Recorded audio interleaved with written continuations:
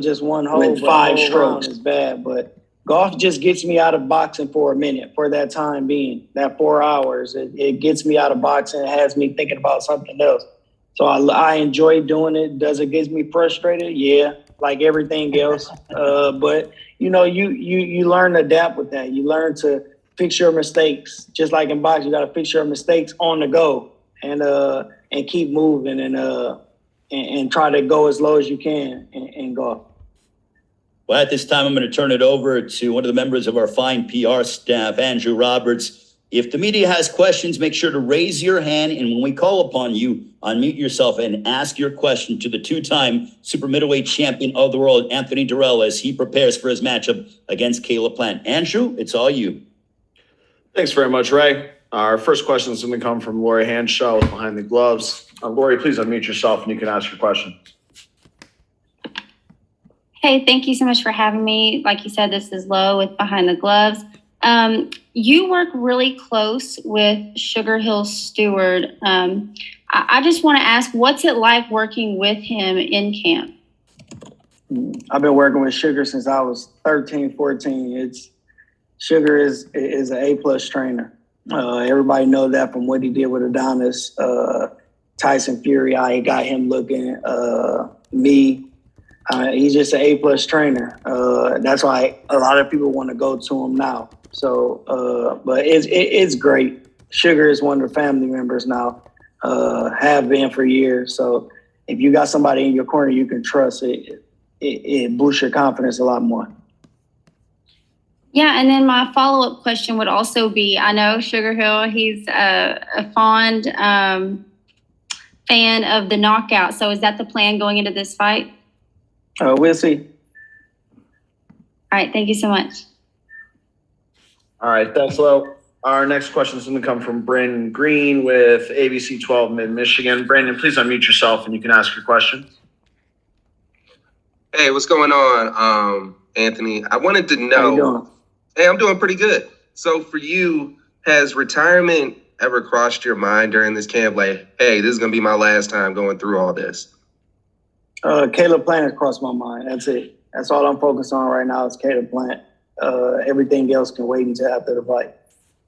And then for you to keep on boxing, and we've seen everything that you've been doing charity-wise, having kids come over to your gym. So what does this mean to be on this stage and for the little Flintstones to see you still fighting and doing your thing? Just mean that it's possible. Anything is possible. KG said anything is possible, especially when they won a championship. It just gives them motivation and fuel to want to do it if they're doing it or want to do anything they want to do. It just, a powerful message, me growing up in the city of Flint, in poverty, and just being great, being the best person I can be. And that's all I can be. And that's all that I want the kids in the inner city to be is the best that you can be. Give it your all. If you give it your all, nobody can complain with that. Sweet. Thank you. All right, thank you, Brandon. Our next question is going to come from James Bell with the Boxing Source. James, please unmute yourself and you can ask your question. All right there, Anthony. During your training camp, you had the statement of saying, hey, I don't care about Caleb Plant and I don't care what he says. If I go in there and fight up to my capabilities, I'll come out victorious for sure. Does that go into how you've been performing in camp and also your level of experience being a 2-time super middleweight champion of the world? It just goes that I know what I'm doing. I seen Caleb fight. He's a nice boxer, but I fought them kind of guys before. I sparred them guys. It's nothing. It's just another guy in front of me, want to defeat me. And I know that, in our last conversation a while back that you had, moved over from the Detroit Flint area to over in Florida. So are you still trying to get used to that weather? Oh, you never moved to Florida. No. Okay. Still in Michigan. Still in Michigan. So you've been back and forth through both of them things. No, I I come down here to train. I've been coming to Florida for years, 7, 8 years. So I come down here to train and get away from the distractions and keep my cool and just focus on what I got to do and the task at hand. Gotcha. Thanks, Anthony. Yeah, no problem. All right. Thank you, James. Our next question is going to come from Ishmael Abdul Salam with Beats Boxing Mayhem. Ishmael, please unmute yourself and you can ask your question. Thank you, Andrew. Anthony, one thing I noticed with the last fight with Caleb Plant when he fought Canelo, a lot of people in the media and just observers kind of lauded him for his heart and hanging in there. But I know you as a boxer, you have a different lens and different eyes. Did you see the same thing everyone else saw, or did you see something different as far as what you learned about him and his fighting spirit viewing that fight? You said, what did he do in his fight? In the fight that y'all seen? So in the Canelo fight, a lot of people lauded him, said he showed a lot of heart hanging in there. But I wanted to know from your perspective as a boxer with boxer's eyes, did you see the same thing looking at that fight and viewing it? I don't know, man. I don't even know how to answer that. I mean, you know, I guess everybody has their own opinion, but my opinion was, you know, the first couple of rounds, you know, he did what he was boxing good, but after the first couple of rounds, he got on this horse. He got on his bicycle and ran around the ring most of the time. I mean, everybody's seen that. If you didn't see it, you must have been blind, but the guy ran the whole time, moved the whole time. Got it. And my last question for you is, a lot of people don't realize, I think this is your first fight back at Barclays since the first It's 2014. 14. So was it the Bika fight, the first Bika fight? Yep. Yeah. And I thought that was one of your best performances. Even though you got the draw, I felt that you won that fight. You knocked him down. One thing, I was there at that fight, and I noticed you had a very strong contingent of your family there. Your brother was there rooting you on. So I'm wondering if you're going to have that same big environment with you at this fight. I have over 100 people there. That's coming from Michigan. Glad to hear it. Thank you and best of luck. Yeah. All right. Thanks, Ishmael. Our next question is going to come from Jim Conlon with RCB Radio Sport. Jim, if you could unmute yourself and you can ask your questions. Hi, Anthony. In a recent interview, Anthony, you said coming into the Caleb fight, you said it's all about me. I want to know if I can still do it at this level. Is that an indication for you that if you're successful against Caleb? I didn't say that. That's not what I said. I didn't say that. They must have got my words mixed up. I didn't say I wanted to see if I could still. If I didn't think I can do it, I wouldn't be here. I said I want to show them that I can still do it. I didn't say I wanted to show myself I can do it. I know I can do it, or I wouldn't be here. Okay. I want to show everybody else. I want to show you guys, which means everybody, that I can still do it. And obviously, you're fully convinced that you're going to defeat Caleb Plant. And is the ambition then to really go on and maybe have another title shot? Is that the ambition for you, Anthony? I'm worried about Caleb Plant right now. That's it. Okay. Thanks, Anthony. Yeah. All right. Thank you, Jim. Our next question is going to come from Todd Back with Fight News. Todd, please unmute yourself. You can ask your question. Yeah, thank you. Hey, it's good to see you there, Anthony. I know it's good to get back in the ring, see you showcase your skills. Now, when I heard this fight was announced, I was very excited, both you two being super middleweight champions. And then hearing you today talk about you really want to hurt him probably more than other opponents. You're focused on him. Can you elaborate on that? Is there anything behind that? Is there something that gets under your skin about Mr. Plant? Nobody gets under my skin. I control my emotions. I control everything. I just want to. You don't grind your gears or rub your arm? Nah, you can't let nobody irritate you or get you upset, man. If you're going to get upset, it's because you're making yourself upset by thinking about it and talking about it. But I just want to get in there and mess them up. Like I said, I want to show everybody that I still got it. So there was no particular reason why on this outing you really had a fire to put the hurting on a guy. Nah. Okay. And it sounds like the golf game. Do you actually golf when you're in camp, when you're not training, when you're off? Yep, all the time. What's better, your long game or your short game? What you got? Both of them is kind of equal. I think my short game is medium short game is a little bit better than my driving for sure. Oh, to me, that's the toughest part. Driving, to me personally, is the easiest part. But Yeah. hey, I appreciate your time. That's all I got for you today. But I guess one last question I will say, for all the bettors out there, for the people that are putting down money on you, the guys that want to score big, what round are you finishing this one in? I don't know. We'll have to see. All right, then we'll have to bet on all of them. All right, thank you. Appreciate you, Anthony. All right, thank you, Todd. Our next question is going to come from Jake Donovan with Boxing Scene. Jake, please unmute yourself and you can ask your questions.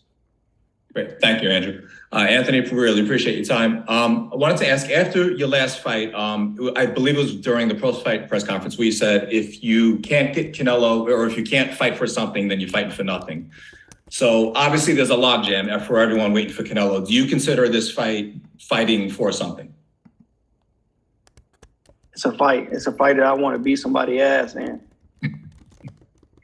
Okay, so I guess if you can elaborate a little more, with a win, with the expectation then be to either fight Benavidez or Canelo. I know you're fully focused on Caleb Plant, but obviously you want to win to get to another point.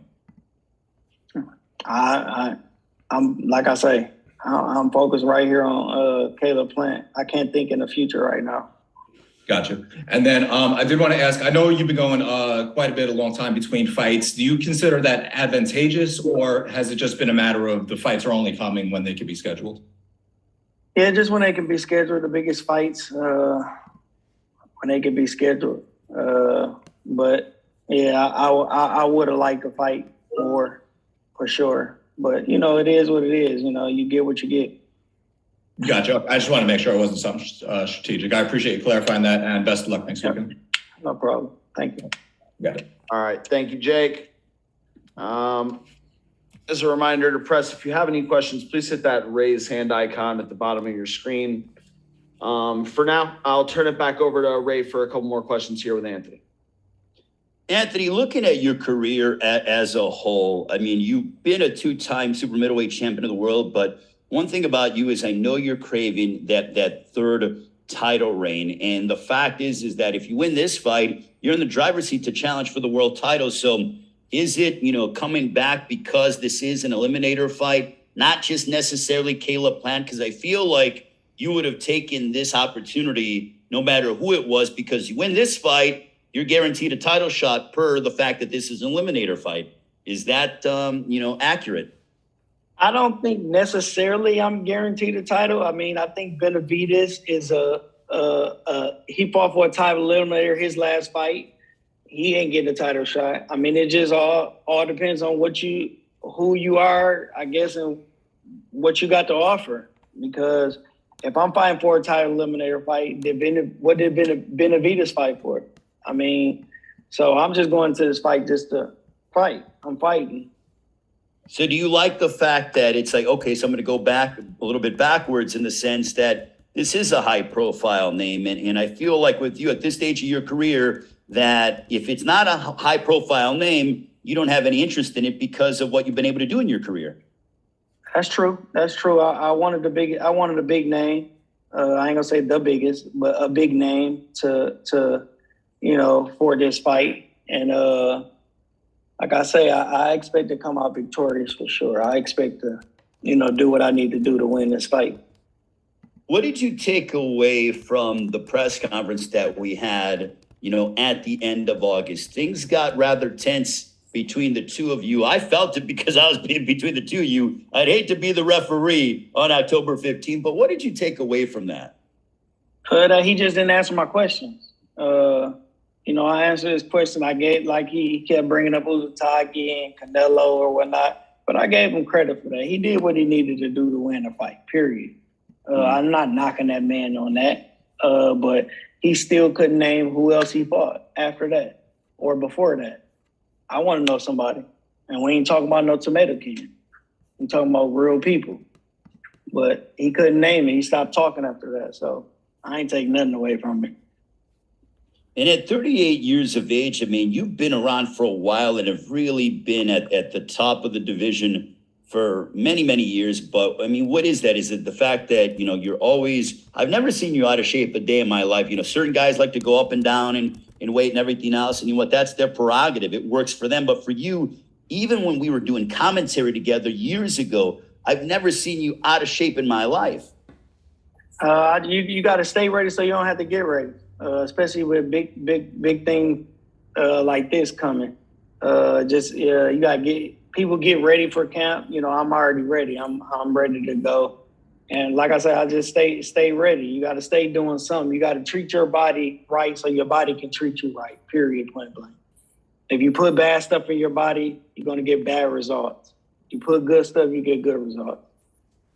I know you mentioned that you're going to have a lot of people in Brooklyn to support you. The one thing about you is that I feel like those around you, when they're, you know, wearing your warm-up jackets and everything else, that motivates you, that you feed off the energy. Some guys like smaller, people or a smaller entourage, not an entourage, but, smaller group of friends. But I feel like you thrive on having a lot of people around you, and that makes you more comfortable and relaxed. And I'm sure you're going to have that next week during fight week. Yeah, I definitely will. I have a lot of friends and family there for sure, root me on, and just getting ready. And I'm not even focused on that. I'm focused on Caleb Plant. That's the only guy that's in front of me, trying to beat me. So I'm definitely focused on that. I would be remiss if I didn't ask you this, in the sense that I know you mentioned, you're focused on Caleb only, but, assuming you get your hand raised next Saturday, October 15th, at Barclays Center in Brooklyn, the co-main event, a Fox Sports PBC pay-per-view. But if you can't get like a fight with a Canelo, would a rematch with David Benavidez interest you, or is it kind of like you take it as you go along? We'll see, Ray. I can't give you the answer right now, but we'll see. What makes the relationship and the bond between you and Sugar Hill so special? Because I feel like you are one of the last true remaining guys that were a part of the famed Kronk boxing gym back in Detroit. It's just we got a connection. We do stuff outside of boxing. We don't just train. We're golfing, and it's not even when we're in camp. When we're out of camp, we're golfing. We still talk to each other. Just having a relationship outside of boxing, man. It's I think that's important. AD, we appreciate the time. Final thing, what do you want to tell all the media and the fans out there as we get ready to embark on Fight Week next week in Brooklyn, Saturday, October 15th, you and Caleb Plant in a WBC super middleweight title eliminator? I'm going to beat some ass on my birthday. All right. Well, happy early birthday to you, AD. We'll see you next week in Brooklyn. Appreciate it. Thank you.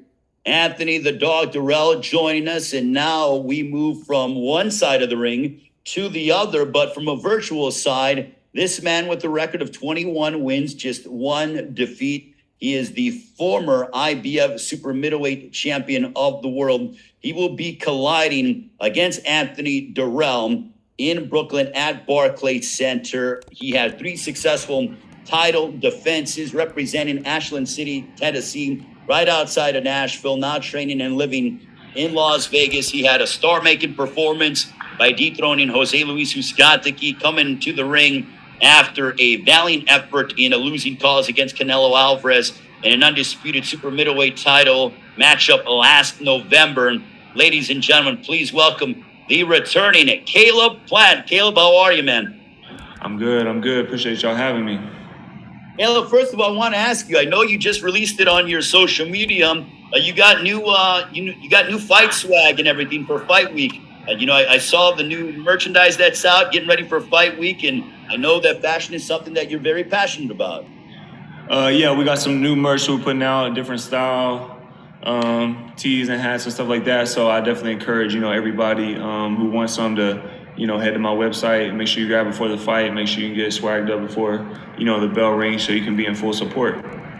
One thing about it, I have to congratulate you on your 3-year wedding anniversary. Your lovely wife, Jordan Plant, I mentioned that on social media today. The journey with you and your wife, because I've known you guys for a long time. Yeah. Literally, I remember when you guys first, became a couple and you were blossoming as a contender, but now where you're at this stage of your life and your career, what has that been like? Yeah, it's been nice to have, a woman and a wife like Jordan, who's been in such full support of my career. And, it makes it easy on me to when, I gotta lock in and be fully committed to what I gotta be committed to, keep this whole thing going and keep my dream alive that I've had, since a kid. So, I'm in a blessed position, to be an athlete with such a supportive wife and someone who understands boxing. I mean, she really knows the ins and outs of boxing. She's a student of the game as well. And she's around boxing so much, whether it be my sparring or training or right, in the trenches with me that, she really knows what's going on. So, I'm in a good position. You have a genuine love for the sport of boxing. You always have. I mean, I'm looking right now at your background and you live in an amazing place. But one thing about you is I feel like your hunger has never gone anywhere. I almost feel like you're hungrier now than what you were when you were a contender. And now you get all this wealth and you got, I know you love your lowriders and you love your vintage car collection, got a beautiful family, but where does that hunger come from, Caleb? I think just keeping the priorities the priority. And that, for me, boxing has never been about to be like, the most famous or so that I could have a big house or nice cars or stuff like that. Obviously, I have those things and I wanted those things, but that was never the main goal. The main goal was to be, one of the greatest of all time or one of the greatest of my era, or, the goal is to be both. And regardless of what I obtain, regardless of what I have, I still keep the mentality of repping the have-nots. And, I've never lost touch of that. So I keep what's important, and that's, to become and retire as one of the greatest of all time and one of the greatest of this era. And you can't do that by getting caught up in, a house or a car or a watch. At the end of the day, those things are nice to have, but that's not really what's important. And so, I've been blessed to keep that mentality and people around me, a good, raising by my father to, just keep what's important. And at the end of the day, those things could never trump, greatness. So My final question to you before I turn it over to the media is, it's clear that Anthony Dirrell doesn't like you. For you, with this particular opponent, is it just business, or is it to where there's a little extra something that you want to prove to him or you want to do to him on October 15th at Barclays Center in Brooklyn? I mean, he can feel how he wants. That he's not going to do anything on fight night about it. He's the dog, but he sells a lot of wolf tickets. He woofs a whole lot. He did the same thing with Badu Jack, especially at their weigh-in when he was trying to run down on him and then talking about he was going to beat him up at the weigh-in. He done the same thing with Yildirim. He does it to everybody where he woofs a whole lot because he's a puppy dog, but then he don't really follow through. So I think he's just trying to hype himself up and sell wolf tickets. But come fight night, I'm gonna put a vicious ass whooping on him, and that's not to make to sell tickets or to sound good. I'm gonna teach him a life lesson. All right. With that being said, I'm going to turn it over to Andrew Roberts, one of the members of our fine PR staff. I know the media has questions for the former IBF super middleweight champion of the world, Caleb Plant. By all means, when we call upon you, unmute yourself and ask your questions to Caleb Plant. Andrew? Thanks, Ray. Our first question is going to come from Lo Hanshaw with Behind the Gloves. Lo, please unmute yourself and you can ask the question. Hi, Caleb.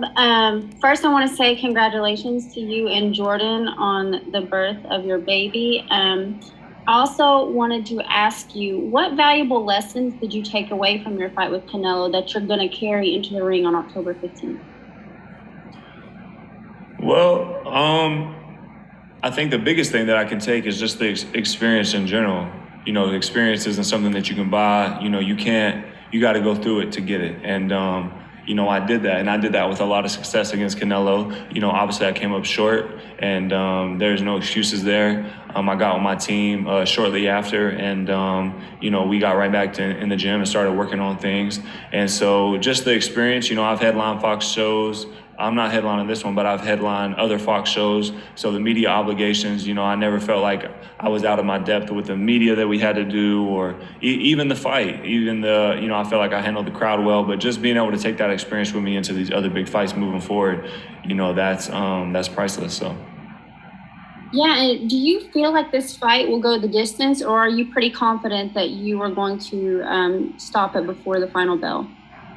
I'm just going in there focused, and we have a game plan, and we're gonna get the job done in fashion. And whether that's stopping him, whether that's just putting a vicious ass whooping on him for 12 rounds, whatever it may be, we got a game plan. We're gonna stick to it, and regardless, I'm gonna be getting my hand raised in fashion. So. All right, thank you, Caleb.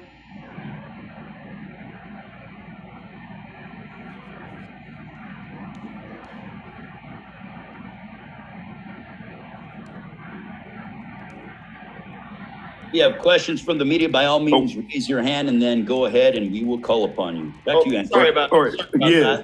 Yeah, apologies. James, you have the floor. Gotcha. Thank you, Andrew. For Caleb, you said that you feel like you're living rent-free in his head and that he has a top quality opponent in front of him and someone that he can't mess with. Is like the back and forth between you and Anthony kind of like a grudge match? As you said, like you said, you want to whip him, and on his side, he said that he wants to, blank you up. So how does that tension between you and Anthony Dirrell, like how you feel about that? I mean, I really don't feel no type of way about it. So, again, like I said, he can say what he wants to say.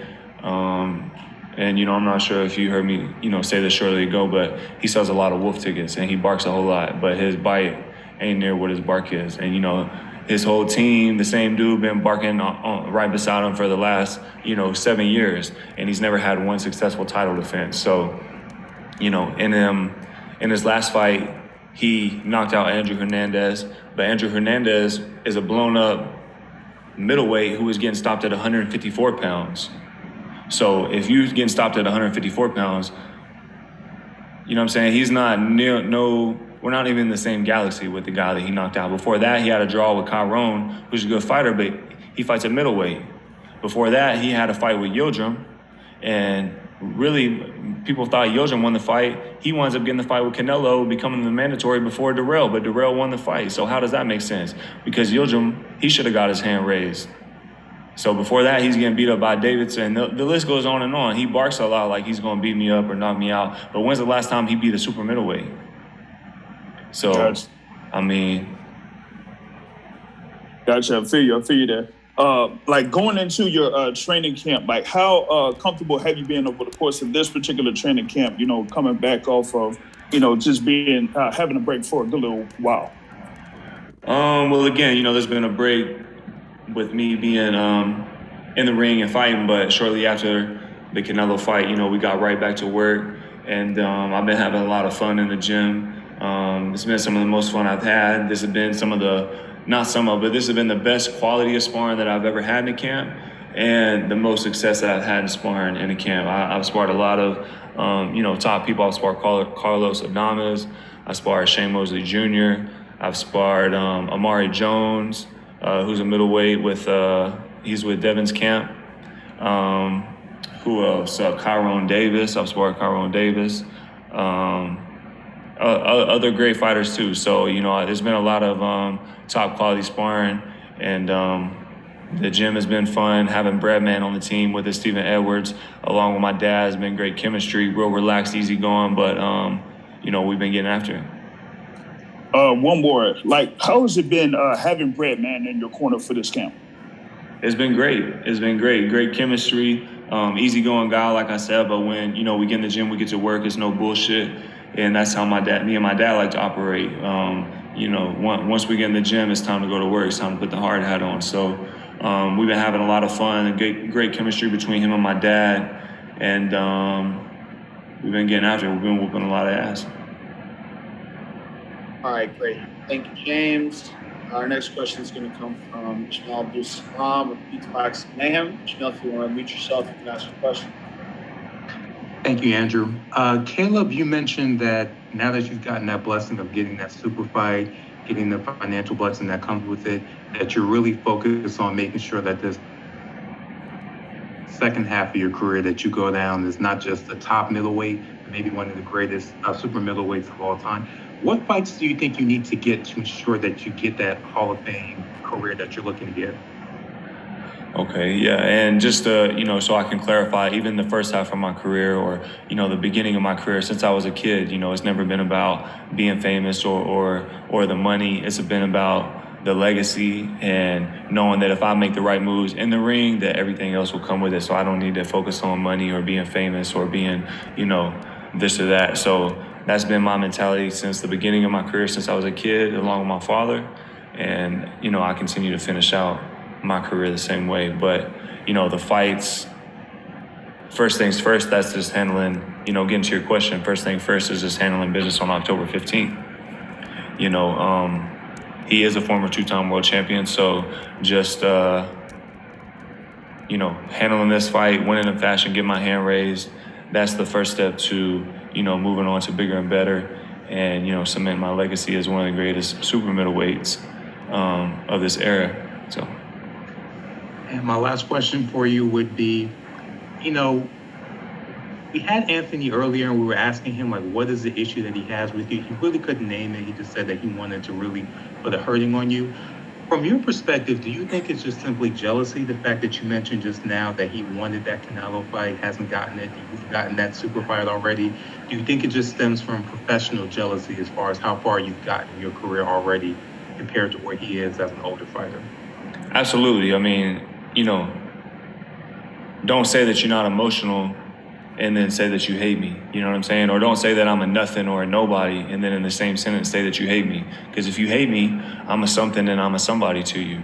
And, if I was, like he claims, a nothing and a nobody to him, he wouldn't even pay me no mind. I'd be like one of the fighters that he fought coming up. He wouldn't like me, but he wouldn't have much to say about me. He'd just whoop my ass and just, keep on moving about, his career. But that's not what I am to him. And I definitely think it stems from a lot of jealousy.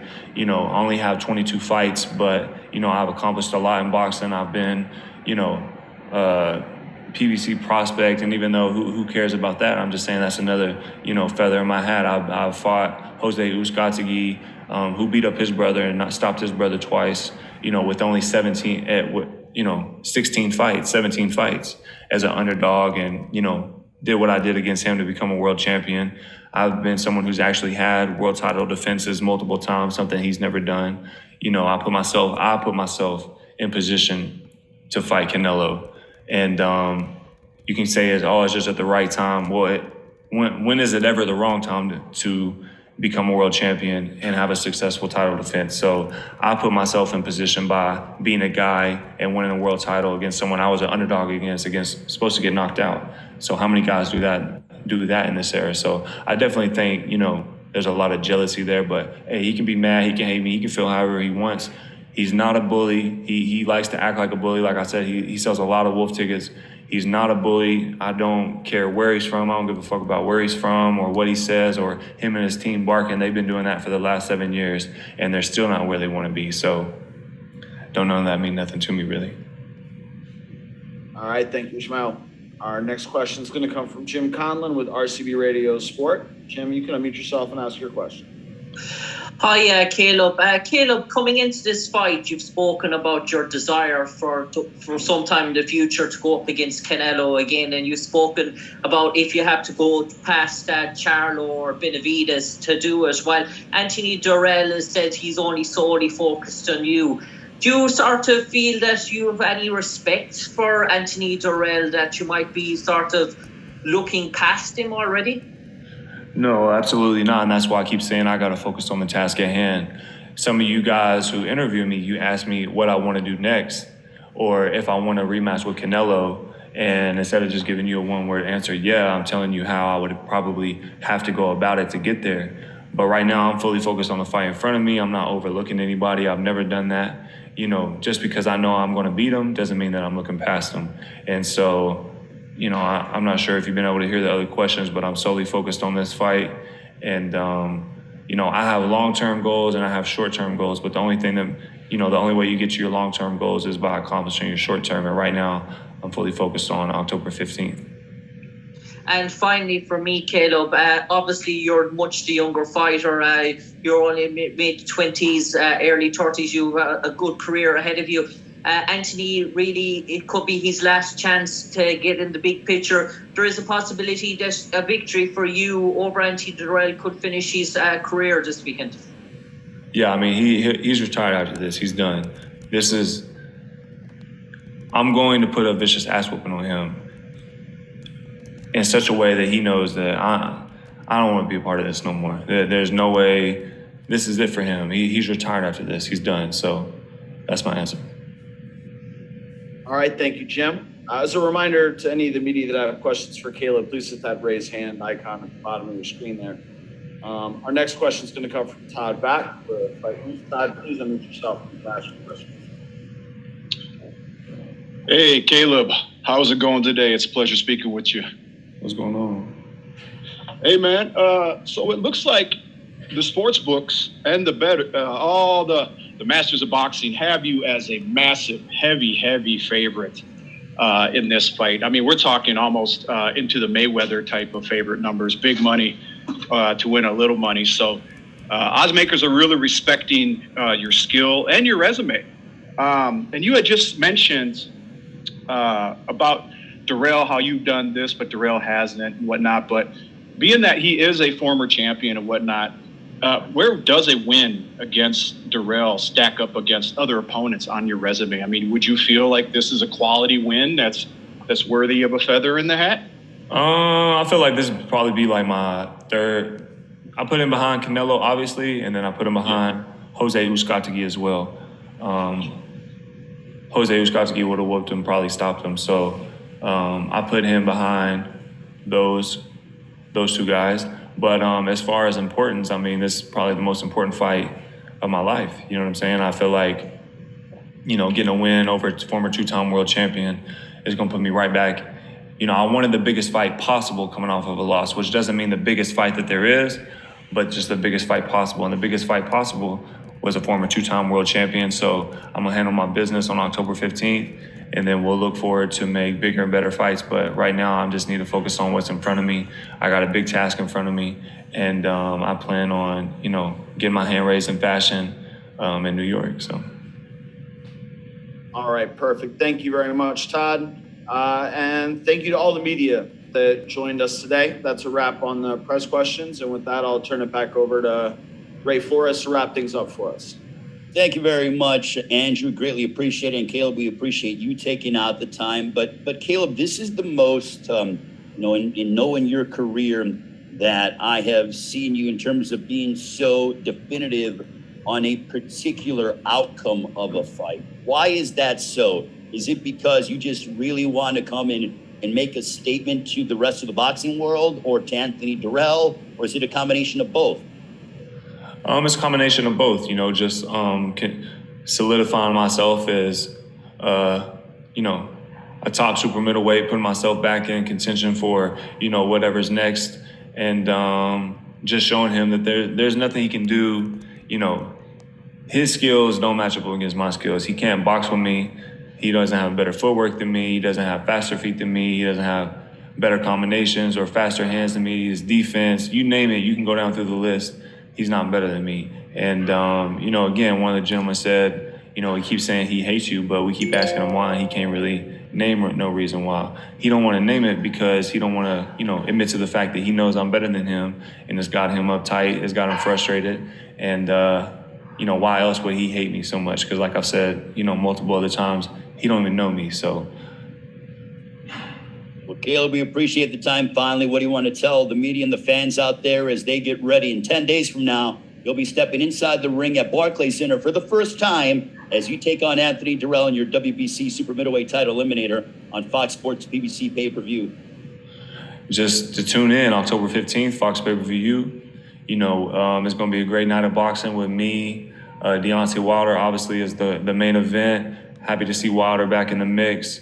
Country boy down from Alabama, so I'm happy to see him back in the mix. Got Gary Antonio Russell on the card. It's going to be a great night of fights, a great night of boxing, and it's going to be a show, so don't miss out.